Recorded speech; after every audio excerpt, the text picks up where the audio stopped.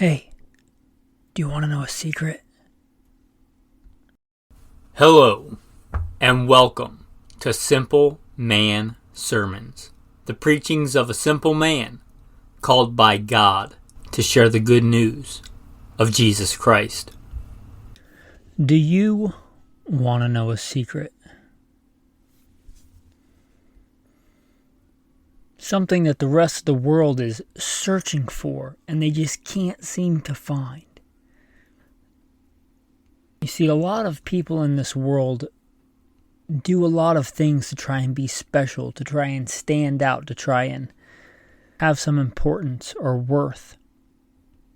They might, dye their hair blue or put a bunch of metal in their head or identify with a certain thing that makes them stand out.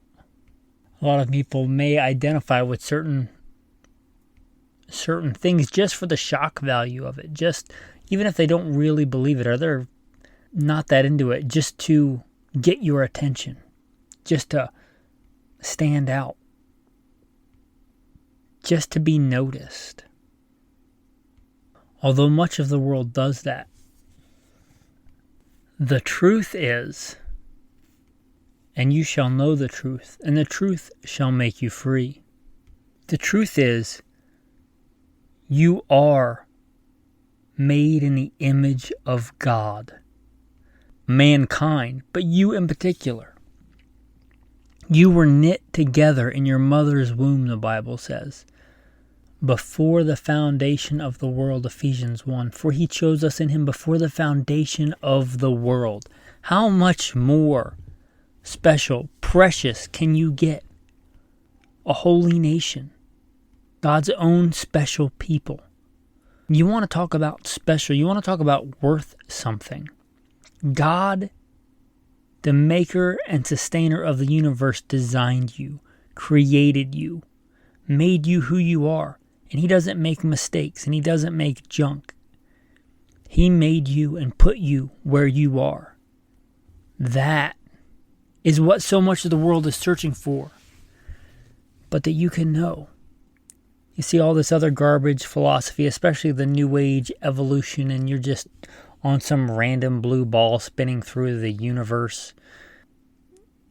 And, you go back far enough and your great-grandfather was a fish or a bacteria, and now just through random happenstance and time, you're who you are. No wonder you can't find meaning in your life. No wonder the world is so lost. No wonder so many people are depressed. No wonder so many people are trying to stand out, looking for value. But if you go back to the truth, God's actual word, what Satan is trying to pull you away from, you are made in the image of God. Special, set apart from all of creation. Again, knit together in your mother's womb. The world doesn't want you to know that. Satan doesn't want you to know that. They want that a secret. But you can know that secret. You can know the truth. What could give you more value in life than to know that the creator of everything, all wise, all knowing, all loving, made you on purpose, designed you, knows you better than you know yourself, and loves you, right? Should know that. We should know that and believe that. You want to know a secret? The world, the culture, Satan, they're going to give you this garbage philosophy. You're going to get fed this garbage philosophy. Live your best life. Do whatever you want. That'll make you happy. That'll work out so well. Just live your best life. Do whatever you want to do. This is what they'll say, there is no absolute truth. Truth is whatever you want it to be. Truth is whatever is true for you. Well, go down that road, friends, and see how that works out for you. You see, that's nothing new. This is from Deuteronomy. You shall not at all do as we are doing here today, every man doing whatever is right in his own eyes. You shall not at all do, as we are doing here today, every man doing whatever is right in his own eyes. Right? This is not some new age be free that we've just developed to this point in culture and society where we figured it out. You can do whatever you want and be happy. No. This is nothing new. I read before New King James. How about NIV version? You are not to do as we do here today, everyone doing as they see fit. You see, it is also written, the law was given for your good. That same one who made you, the almighty, all-powerful creator of the universe, God who knows everything, he knows you. He loves you. The law was given for your good, it is written. Those things, he tells you not to do them, not because he's some oppressive ruler who doesn't want you to be happy, because I think sometimes that's what Satan in today's culture would have you believe. No, he tells you to stay away from certain things because he loves you, because it's bad for you. The law was given for your good. And although I'm not going to lie, sin can cause pleasure for a time, it goes nowhere good. And it leads to death. It leads to death. Just like, a heroin addict. No doubt when they do I've, by God's grace, never done heroin, but no doubt when a heroin addict does heroin, they get great pleasure. But you follow that down the road and it leads nowhere good. It's artificial, fleeting pleasure that robs you of true joy and peace and happiness. As does sin. Sin is the heroin of our day and age. It's the opiate of today. People trading their true joy and peace and happiness in eternity for fleeting pleasure. He gave us instructions for our good, not because he's oppressive, not because he doesn't want us to do things that are going to make us happy, because he knows better than we know ourselves what is actually going to make us happy. He's the one that designed us. If he says, do not commit adultery, you shall not commit adultery. Adultery is not going to make you happy. It may bring you pleasure for a time, but destruction in the end. If he says, you shall not steal, because it's bad for you. It's bad for us. The whole law is summed up. And hear, O Israel, the Lord our God, the Lord is one, and you shall love the Lord your God with all your heart, with all your soul, with all your mind, and with all your strength. This is the first commandment, and the second like it is this: you shall love your neighbor as yourself. You wouldn't want somebody to steal from you, and you shouldn't steal from others. It was given for your good. The 10th commandment: you shall not covet your neighbor's house. You shall not covet your neighbor's wife, nor his male servant, nor his female servant, nor his ox, nor his donkey, nor anything that is your neighbor's. Being unsatisfied in life with the things that you have because somebody else has more than you. That's a disease in your heart. That's bad for you. And a lot of times today we're like in this just sick consumer societies. This stuff and things is the point of our life. The person with the shiniest things when they die wins. And that's not going to make you happy. Coveting what somebody else has when you have more than you appreciate now. Right? The law was given for our good. The way that true joy and peace and happiness in this life is not live your best life. It's to live the life that God designed us to live. Again, he knows us better than we know ourselves. Trust him. Don't do what you want to do. Do what God tells you to do. He's smarter than you. He's wiser than you. You know how I know? Because I lived a big chunk of my life contrary to that. It's slapped in the face at some point, hopefully, by the reality that God's better than you and smarter than you and wiser than you. And it's good not to kick against the goads. You're not going to win a fight against God. The rest of the world is under this delusion that live your best life philosophy. Do whatever you want and that'll make you happy. But it won't. It won't. If it's contrary to what God says. Because again, he's wiser than us and smarter than us. And you can continue to spend a life turning against God and fighting against God, but you're not going to win a fight against God. Do you want to know a secret I think that largely our culture and society has forgotten? Idolatry is a real thing. And we might think of idolatry as a bunch of primitive people bowing down to worship the sun or the moon or the stars, and that certainly is idolatry. But you can make lots of things an idol. The secret is idolatry is very much alive and well in today's culture. We just have different ones. How many people have money as an idol? How many people have pleasure as an idol? Hedonism. Pleasure, they worship it. Popularity can be an idol. How many people today, how many likes do I have? How many this or that do I have? How many people today just worship the dollar as if how much money they make is the measure of the value of their life. And they think that makes them somehow important.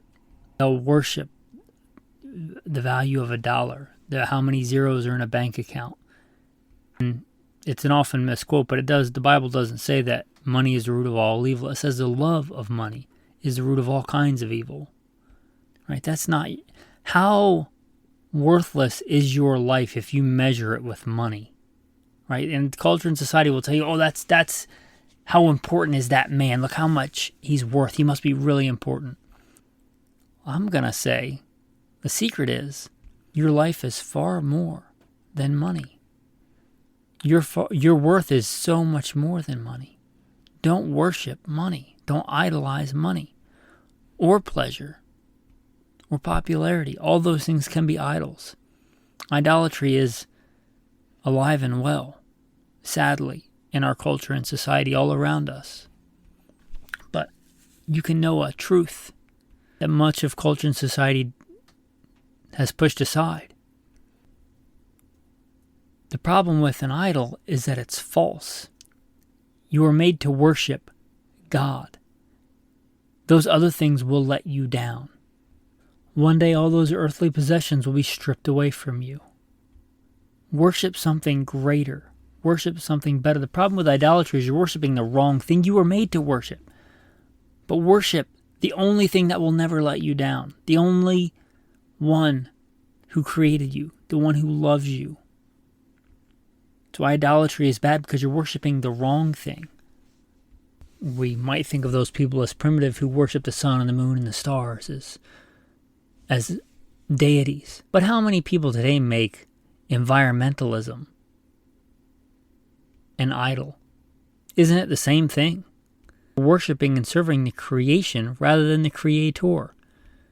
They're not going to save the planet. God, the one who made the planet and everything in it, he's the one who can save it. Worship God, not the environment. Right? Idolatry is all over the place. You were made to worship a pure, awesome, perfect, loving God. Anything else is a ripoff for you. That's the truth. The Ten Commandments start out thus. I am the Lord your God, who brought you out of the land of Egypt, out of the house of bondage. You shall have no other gods before me. You shall not make for yourself a carved image, any likeness of anything that is in the heavens above, or that is in the earth beneath, or that is in the waters under the earth. You shall not bow down to them nor serve them. For I, the Lord your God, am a jealous God, visiting the iniquity of the fathers upon the children to the third and fourth generation of those who hate me, but showing mercy to thousands, to those who love me and keep my commandments. Also, when Jesus is asked, what is the greatest of all the commandments? From Matthew 22. Teacher, which is the greatest commandment in the law?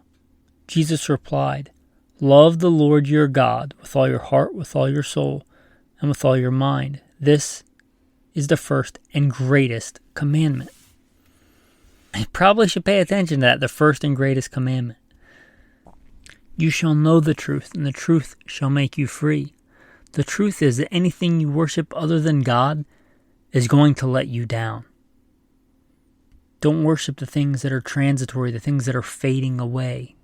Everything that you can see and touch and smell and experience, the things that culture and society and whatever else will tell you are real, those things are all changing and perishing.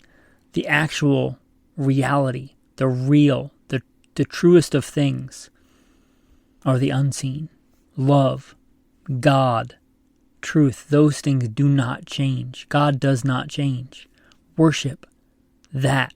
Worship the Almighty God who made you and designed you and loves you.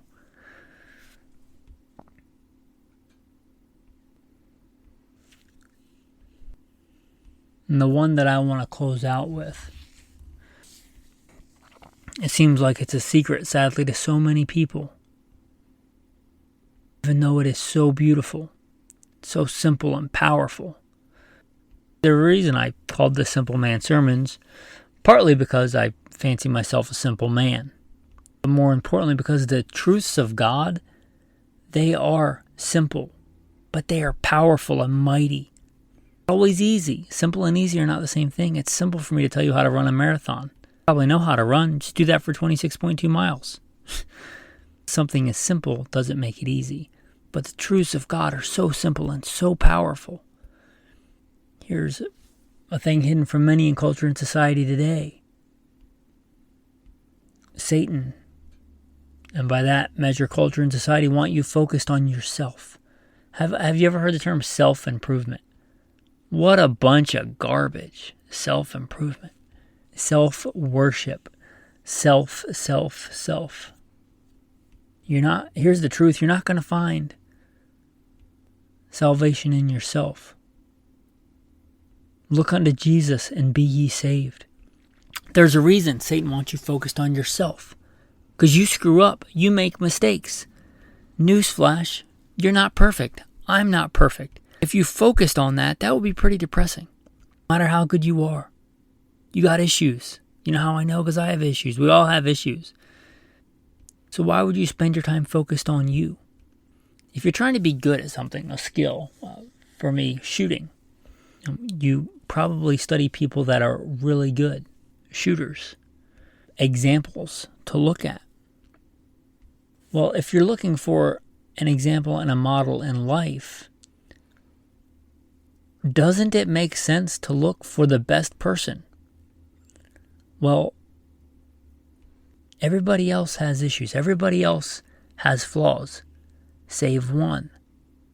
Jesus, the author and finisher of our faith, the only perfect man who ever lived, the only man who never sinned. He was tempted in all ways as we are, yet without sin. You want to learn how to stop screwing up? You want to learn how to be better? Not focusing on yourself, it's focusing on the perfect example we have in Christ. The truth is, it's not about you. And that's a beautiful thing. Again, I'm going to say that again. The truth is, it's not about you. And that's a beautiful thing. Because it's about something better. You're not the center of the universe. The world doesn't revolve around you. That's a beautiful thing. It's not about you. It's about God. It's about Christ. God doesn't love you. Listen to me. God does not love you because you are good. He loves you because He is good. That is a beautiful truth. Think about that. Because it's not about you. That takes a giant weight off your shoulders. It's not about you. It's about Him. God doesn't love you because you are good. He loves you because He is good. While I was yet without strength, in due time Christ died for the ungodly. He died for who? The ungodly. And will come at you and say, you are this, you're that, you're screwing up. He's called the accuser. You know that, right? Hasatan, the accuser. He accuses you. You did this wrong. You did that wrong. Look how horrible you are. Because he knows he's right about that. We do screw up. Here's the thing. He's got you focused on you. That's the wrong thing to be focused on. Instead, bring it to Christ. Bring all thoughts captive to the obedience of Christ. You say, yeah, I screwed up. While I was yet without strength, in due time Christ died for the ungodly. And that's me. Satan will tell you that you're ungodly, you screwed up, you sinned, and you say, yes, that part is true. But the important part is that Christ died for me. The important part, the beautiful thing is that it's not about me, it's about Him. God doesn't love you because you are good. He loves you because He is good. The beautiful thing is that salvation is a gift A gift by definition is not earned. If it were earned, it would be wages. It would be a salary. It would be your paycheck. It's a gift. Gifts are given. You were given. That's the truth. You were given a gift that you did not deserve, that you did not earn. He became sin who knew no sin, that we might become the righteousness of God in him. The truth is that much of the world seems to be oblivious to is that it's not about you. It's about God. And that's a good thing. Again, because he's better than us and wiser than us and smarter than us. And he knew that we couldn't save ourselves. Right? It is written, for all have sinned and fallen short of the glory of God. Again, going back to the idolatry thing, you want something true to worship? You worship a God who, when you deserve death, when you screwed up so bad, when he has no obligation to you, when every breath you have is a gift of God and you spit in his face by sinning, instead of just destroying you, a death which you so richly deserve, he comes down and becomes a man, a perfect man, and dies for you. Again, not because you're good, because he is good. You want to worship a God, worship that God, the only true God, who, though he didn't have to, became a man and poured himself out and died to set you free. That's the truth, but you have to know the truth. You shall know the truth, and the truth shall make you free. And the greatest of all truth, that God is God. There is only one God to be worshipped, only one true God. That it's not about you, it's about him, and that he came down and poured himself out as an offering to die for you and for me. He loved you so much that he died for you. What greater love is there than that? Not because you deserved it, because we didn't. Not because we're so good, because we're not. Because he is so good. Because he is so loving. That's how much you are loved. That's how much you are valued. That's the price that's been paid for your freedom. He died to set you free from sin. Be done with it. Trust in God. Give your life to Christ. Serve him and him alone. Worship him and him alone. That's the truth. You want to be in the know. You want to be in the elite, the special, the holy, set apart. Know those truths. Live those truths. Walk out those truths. Be free. With that, thanks for listening and have a blessed day.